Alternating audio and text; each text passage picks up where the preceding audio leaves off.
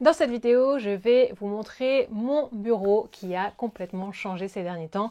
J'avais fait un petit sondage sur Instagram pour savoir si un office tour vous intéressait et la majorité d'entre vous ont répondu oui. Donc je vous montre tous les changements qui ont eu lieu ces derniers temps.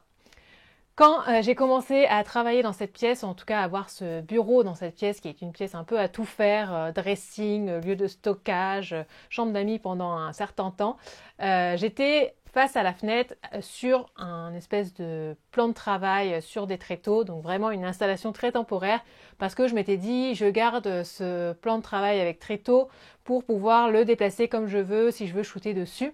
Et en fin de compte, j'ai vraiment pas assez de place dans cette pièce en largeur pour pouvoir faire mes shootings ici. J'ai pas suffisamment de lumière naturelle aussi, c'est pas idéal, donc il me faut la lumière artificielle. Et là, clairement, j'ai pas la place. Donc finalement, ça a été une installation temporaire qui a duré quand même quelques années. Et là, ces derniers temps, j'en ai eu un peu marre d'être sur cette installation un peu bancale, sans avoir trop de rangement et face à la fenêtre. En étant face à la fenêtre, c'est super parce qu'on a une vue assez dégagée, mais en fait, c'est assez éblouissant. Surtout que voilà, il y a des immeubles blancs face à moi et il suffit que le soleil pointe vers eux et ils font vraiment miroir et j'étais sans arrêt éblouie. Donc obligée de soit fermer les volets, soit de mettre quelque chose pour masquer, une sorte de diffuseur ou un carton noir carrément pour éviter d'être tout le temps les yeux plissés. Donc j'ai changé dans un premier temps mon bureau de classe et je l'ai mis vraiment à côté du mur, donc à côté de la fenêtre quand même, mais vraiment face au mur. Donc le changement, ça a été déjà très bénéfique parce que ça m'a évité d'avoir sans arrêt les yeux qui étaient plissés, d'être éblouis sans arrêt. Ça me permet également de mieux voir mon écran. Il y en a une qui est un peu moins appréciée parce qu'elle avait l'habitude d'être sur mon bureau collée au radiateur. Mais bon, on a remédié à ça en lui achetant ce petit panier qu'elle ne quitte plus.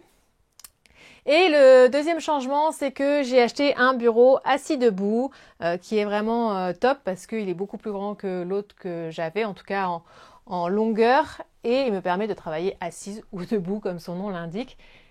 Et le troisième changement, c'était d'avoir un deuxième écran parce que j'ai toujours eu un PC portable pour travailler, pour faire ma retouche, mon montage et toute la partie administrative.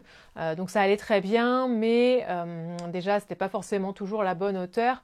Et puis, j'avais envie d'avoir un écran plus grand et vraiment calibré pour la photo et de pouvoir mieux voir ce que je fais et aussi de pouvoir de temps en temps travailler en double écran, c'est-à-dire de pouvoir regarder quelque chose sur l'un et travailler sur l'autre.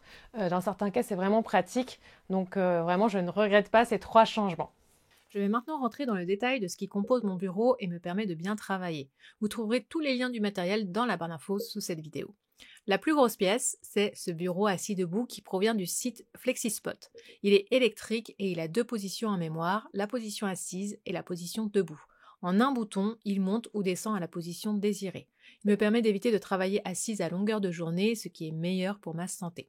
Je l'ai aménagé avec un pot à crayon, des post-it, des blocs-notes, une bougie, une petite guirlande, mais aussi deux supports pour PC ou écran que j'ai eu chez Ikea.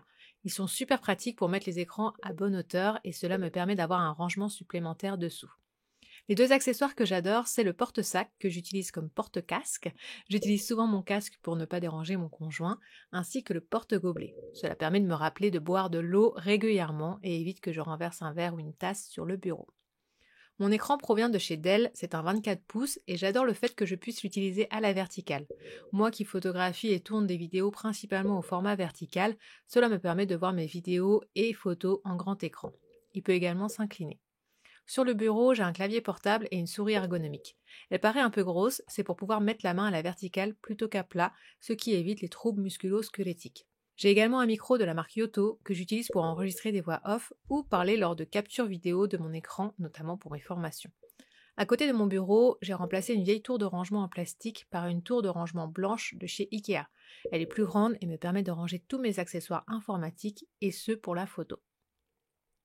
À côté de mon bureau sous la fenêtre, là où était mon ancien bureau, j'ai mes fonds photos dans une grande pochette à dessin et tous mes cartons plumes noirs et blancs. À côté, j'ai tous mes pieds et modeleurs de lumière. Dans mon dressing, j'ai dédié 3 étages pour le matériel photo et lumière. J'ai également un étage dédié aux produits clients. Je me sens tellement mieux dans ce nouvel environnement et surtout j'ai l'impression d'être plus efficace et vraiment de travailler dans de bonnes conditions pour ma productivité et ma santé. La dernière chose qu'il me manque, c'est un repose-pied. Si vous avez de bonnes références, je suis preneuse. Si vous avez aimé cette vidéo, mettez-moi un petit commentaire et un pouce en l'air, cela m'aide énormément. Merci beaucoup et à samedi prochain.